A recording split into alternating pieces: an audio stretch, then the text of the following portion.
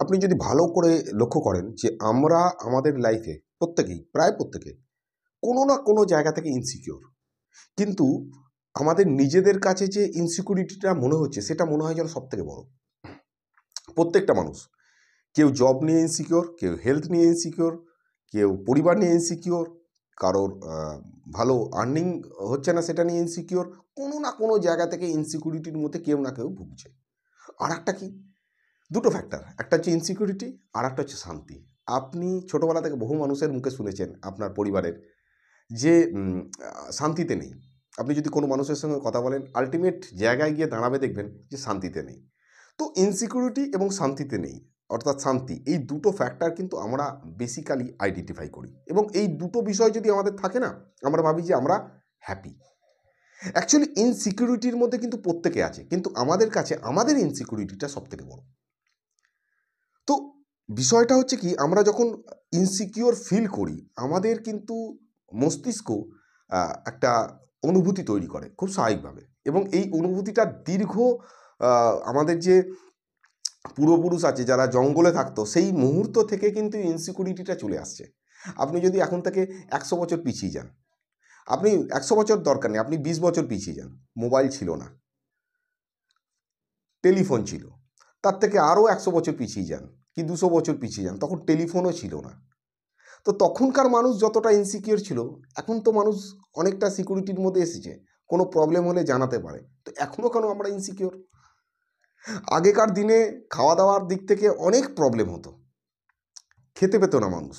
এখনও কিছু জায়গায় অবশ্যই আছে এটা, কিন্তু এখন খাওয়া দাওয়া আমরা পাচ্ছি, কিন্তু তাও আমরা ইনসিকিউর। হেলথের দিক থেকে সায়েন্স অনেকটা এগিয়ে গেছে, তার সত্ত্বেও আমরা ইনসিকিউর। আপনি ইনসিকিউরিটি আপনার চারিদিকে দেখতে পাবেন। আজকের যে বিষয়টা আমি আলোচনা করব একটা পয়েন্টে গিয়ে দাঁড়াবে।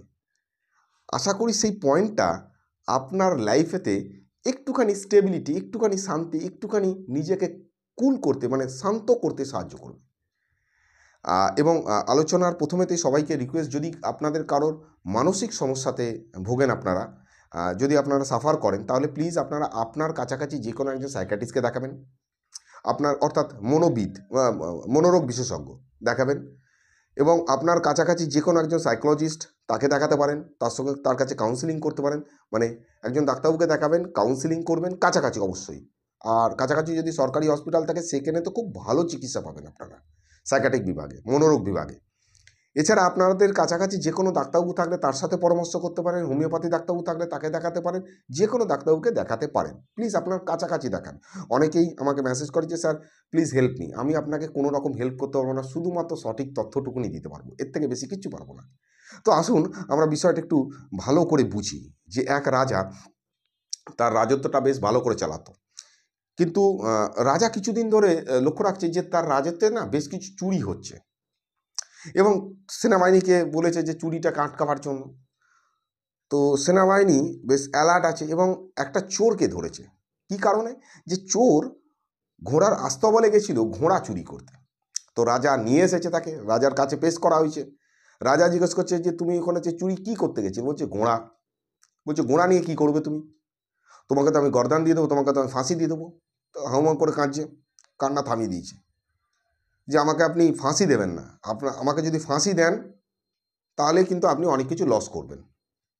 রাজা হট করে দাঁড়িয়ে গেছে যে কেন, কি লস করব আমি? তোমাকে ফাঁসি দেওয়াতে আমি কি লস করব?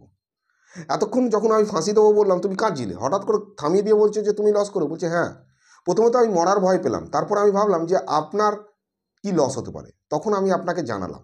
দেখুন আপনি যদি ফাঁসি দিয়ে দেন আমি মরে যাব, আমার সন্তান আছে, আমার বউ আছে, তারা নয় কোনোভাবে বেঁচে থাকবে, কিন্তু আপনার লসটা অনেক বড়।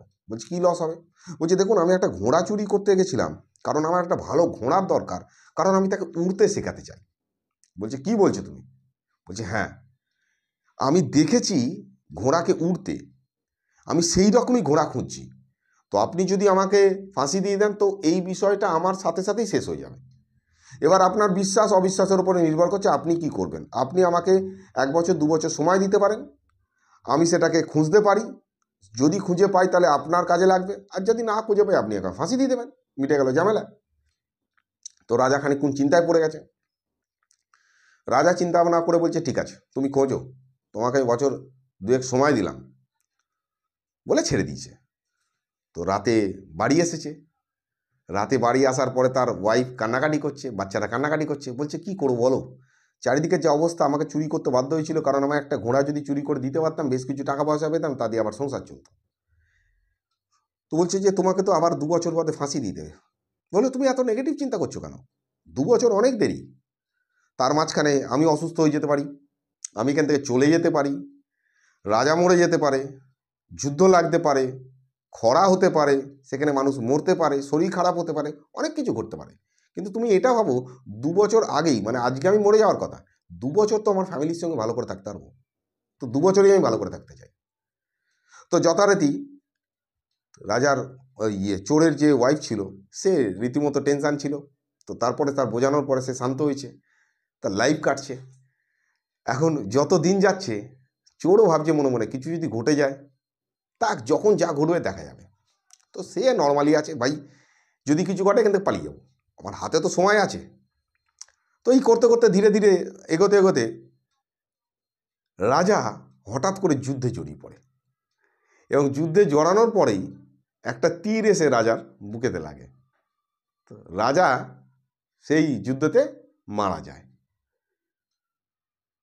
তখন চোরটা আশ্বস্ত হয় যে ঠিক আছে, রাজা মরে গেছে, তার মানে আমার আর ফাঁসি হবে না।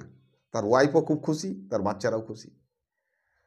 তখন বসে বসে ভাবছে যে আমি যদি এই সুযোগটা না নিতাম তাহলে আজকে আমি কোথায় থাকতাম। তো এখানেতে যে গল্পর বিষয়টা একটা গল্প, এটা এমন কোনো বড় বিষয় নয়। এই গল্প হয়তো আপনি শুনেছেন, কিন্তু বেসিক জায়গাটা হচ্ছে কি, সময়। আমাদের যখন খারাপ সময় থাকে না, শুধু আমাদের অবজার্ভ করা উচিত, বোঝা উচিত, এবং নিজেকে তৈরি করা উচিত। এবং খারাপ সময় যেটা আছে আমার, সেটা কিন্তু টেম্পোরারি, এটা মাথায় রাখতে হবে। আপনি যদি ভেবে নিতে পারেন যে হ্যাঁ, টাইম যেটা আছে সেটা টেম্পোরারি, সেটা পার্মানেন্ট নয়। আমার যে সমস্যা আছে সেটা টেম্পোরারি, পার্মানেন্ট নয়। আমার ভালো সময় আছে, এটাও টেম্পোরারি, এটাও চলে যাবে। খারাপ সময় আসবে, আবার যে সময়টা আসবে সেটাও কিন্তু টেম্পোরারি। যদি এই মানসিকতা আপনি রাখতে পারেন, তাহলে কিন্তু আপনার স্ট্রেস কম থাকবে। আমরা যে ভাবি যে আমার জবটা সিকিওর নয়, অ্যাকচুয়ালি জব নিয়ে মানুষের সব থেকে বেশি টেনশন, কাজ নিয়ে। আমার জবটা সিকিওর না, আপনি ভালো করে চিন্তা করুন, কারোর জব সিকিওর নয়। আর জব সিকিওর হলে হেলথ সিকিওর নয়, হেলথ সিকিওর হলে অ্যাসেট সিকিওর নয়, অ্যাসেট সিকিওর হলে আপনার প্রিয়জন সিকিওর নয়। কোনো জায়গা থেকে না কোনো জায়গা থেকে সিকিউরিটির মধ্যে আছি আমরা, আস্তে আস্তে আমাদের ইচ্ছাগুলো বাড়াতে থাকি, আর কিছু না। এবং যত ইচ্ছা বাড়তে থাকে তখন হারানোর ভয় পাই। আমি একটা ছোট্ট পোস্ট দিয়েছিলাম যে 20,000 টাকা ইনকাম করলে যতটা না আনন্দ লাগে, 200 টাকা হারিয়ে গেলে তার থেকে বেশি দুঃখ লাগে। তো ঠিক আমরা প্রত্যেকেই কোনো না কোনো ভয়তে কাটাচ্ছি। হেলথ ইন্স্যুরেন্স করে লোকে, কেন করে? যদি শরীর খারাপ হয় ভালো কোনো হসপিটালে দেখা, তার মানে সে আগে থেকেই কিন্তু ধরে নিচ্ছে আমার শরীর খারাপ হবে, তার জন্য প্ল্যানিং করছে। তো ইনসিকিউরিটির জন্যই প্ল্যানিং করছে, এবং এই সমস্ত কোম্পানিগুলো কিন্তু সিকিউরিটির ওপরে বেশ কি বলবো, তাদের মজবুত আন্ডারস্ট্যান্ডিং আছে, এবং আপনাকে ভয় দেখিয়ে দেওয়ার জন্য যথেষ্ট চেষ্টা। তো এই ইনসিকিউরিটির ওপরেতে ভয় দেখিয়ে কিন্তু আমাদের প্রচুর বড় বড় কোম্পানি যারা আছে তারা কিন্তু বিজনেস করে। এবং ইনসিকিউর আপনাকে যখন ফিল করানো যাবে, তারপরে যখন আপনাকে হেল্প করা যাবে, আপনার কাছে সেই হেল্পটা অনেক বড় মনে হবে। নেতারাও তাই করে, প্রথমে আপনাকে প্রবলেমের মধ্যে দেখাবে, আপনি কত প্রবলেম আছে, হয়তো সেই প্ল্যানিং করে ফাঁসিয়েছে, তারপর প্রবলেম থেকে বার করবে, অর্থাৎ আপনি ভাববেন যে সেই আপনার প্রিয়জন, অ্যাকচুয়ালি সেটা নয়। সাইকোলজিক্যালি আমরা যেটা দেখি, হয়তো আপনি দেখুন, আরও একটা ছোট্ট বিষয় বলি, আপনার কাছে কোনো XYZ কোনো একজন ব্যক্তি, আমি ধরে নিই ডোনাল্ড ট্রাম্প, আমি যদি বলি ডোনাল্ড ট্রাম্প কেমন ব্যক্তি, আপনার কাছে একটা আইডিয়া আছে, আপনি ভালো বলবেন কিংবা খারাপ বলবেন। আমি যদি বারাক ওবামা কেমন ব্যক্তি, আপনি ভালো বলতে পারেন, খারাপ বলতে পারেন। আপনার মাথায় একটা আইডিয়া আছে, সেই জায়গা থেকে আপনি বলছেন। এই আইডিয়াটা কোথায় পেলেন আপনি? আপনি কি তার সঙ্গে মিশেছেন? আপনাকে দেয়া হয়েছে, অর্থাৎ আপনাকে ইনপুট কে দেওয়া হচ্ছে তার বেস করে আপনি কিন্তু চিন্তা করছেন। তো ইনপুটটা যেরাম দেওয়া হবে সেটার বেস করে কিন্তু আমাদের চিন্তাভাবনা আসবে। এটা কিন্তু একটা কি বলবো, এই যে মোবাইলের একটা এফেক্ট এর মধ্যে বড় জায়গায় আছে। আপনার ব্রেনকে কিভাবে খেলাবে এটা খুব ভালো করে তারা জানে, এবং তার জন্যই তারা বসে আছে। তো আমাদের একটা জায়গাকে ক্লিয়ার করা উচিত যে আমরা কিন্তু সিকিওর বা ইনসিকিওরির মধ্যে যে টানাপোড়ন করছি, এই টানাপোড়নটা বন্ধ করা উচিত। কারণ আমার লাইফেতে একটাই জায়গা ফোকাস রাখতে হবে। আমি অতীতকে পরিবর্তন করতে পারবো না, ভবিষ্যৎকে গুড প্ল্যানিং করতে পারবো, কিন্তু 100% প্ল্যানিং করতে পারবো না। আমার বর্তমানকে ফোকাস দিতে পারি আমি। আমার বর্তমানে যেটা ফোকাস দিতে পারি, সেটা সবথেকে ইম্পর্টেন্ট জায়গা হচ্ছে আমার হেলথ। আমি যদি হেলথকে ফোকাস দিতে পারি, হেলথ বলতে মেন্টাল হেলথ, ফিজিক্যাল হেলথ দুটোই। এটাকে যদি ফোকাস দিতে পারি, তাহলে কিন্তু আমরা ফিউচারটাকে, তো প্ল্যানিং তো করাই যাবে না, আপনার হাতের মধ্যে কখনোই আসবে না, কিন্তু আমরা অনেক ভালোভাবে প্ল্যান করতে পারি। এর থেকে বেশি কিছু না। কিন্তু যদি আপনি বর্তমানকে ফোকাস না দেন, তাহলে মুশকিল। এবার কি হয়, আমাদের আমরা যখন কোনো যে কাজ করি, আমাদের একটা লেজিনেস তৈরি হয় কোনো একটা কাজের বিষয়। আমরা কিছু স্যাক্রিফাইস করতে চাই না। দেখুন, আপনাকে উঁচু জায়গায় উঠতে গেলে, ভালো কিছু করতে গেলে আপনাকে স্যাক্রিফাইস করতে হবে। আপনার মা, আমার মা স্যাক্রিফাইস করে। তাদের প্রতিদিন রান্না করতে ভালোবাসে না তারা। কিন্তু সেই ভালোবাসাটাকে স্যাক্রিফাইস করে প্রতিদিন রান্না করে। স্যাক্রিফাইস প্রত্যেকটা পয়েন্ট থেকে কিন্তু প্রত্যেকটা মানুষ করে। আপনি যদি স্যাক্রিফাইস না করেন, আপনার ইচ্ছা করছে না বই পড়তে, আপনার ইচ্ছা করছে না কাজ করতে, আপনি বসে, বসে মোবাইল স্ক্রল করছেন। এটা ইম্পর্টেন্ট যদি হয়ে যায়, তাহলে ওটার অ্যাচিভমেন্ট বা ওটা পাওয়ার যে আশাটা আছে, সেটা কিন্তু কমিয়ে দিতে হবে আপনাকে। এবার আপনার ব্যাপার, আপনি কি করবেন? আপনি আপনার লাইফেতে একটা ভালো রুটিন করে সেই অনুযায়ী চলবেন? নাকি শুধুমাত্র ওই আনন্দ উপভোগ করতে, করতে সময়টা কাটিয়ে দেবেন? তো thank you very much. Next day আবার একটা বিষয় নিয়ে কথা হবে। Thank you.